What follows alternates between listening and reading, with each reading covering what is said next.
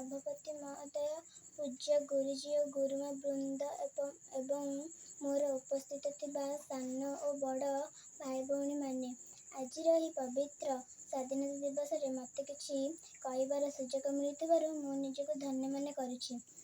ଆଜି ହେଉଛି ଅଗଷ୍ଟ ମାସ 15 ତାରିଖ, ଆମ ଦେଶର 78ତମ ସ୍ୱାଧୀନତା ଦିବସ।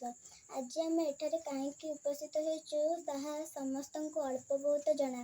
ଆଜି ଦୀର୍ଘ 200 ବର୍ଷ ଧରି ଶାସନ କରି ଆସିଥିବା ଇଂରାଜୀ କବଳରୁ ରକ୍ଷା କରିଥିବା ସ୍ୱାଧୀନତା ସଂଗ୍ରାମୀମାନଙ୍କ ପ୍ରଶଂସା ଯେତେ କଲେ ବି ଅତ୍ୟୁକ୍ତ ହେବ ନାହିଁ।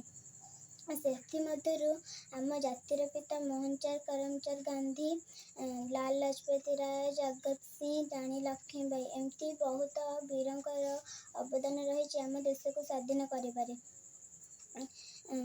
1947 ଏହି ସ୍ୱାଧୀନତା ସଂଗ୍ରାମୀମାନଙ୍କ ଦୃଢ଼ ମନୋବଳ ଯୋଗୁଁ ଆମ ଦେଶ 1947 ମସିହା ଅଗଷ୍ଟ ମାସ 15 ତାରିଖ ଦିନ ସ୍ୱାଧୀନ ଲାଭ କଲା।